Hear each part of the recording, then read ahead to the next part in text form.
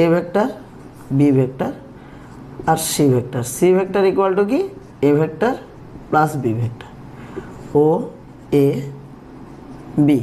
ওকে, তাহলে আমরা জানি O A vector plus O B A B vector equal to O B vector.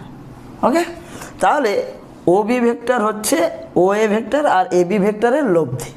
কী করে এর ভ্যালু বার করব? না, আমরা এটাকে বর্ধিত করলাম, এইটাকে কি বলা হবে আলফা। তাহলে আলফা হচ্ছে এ ভেক্টর এবং বি ভেক্টরের মধ্যবর্তী কোণ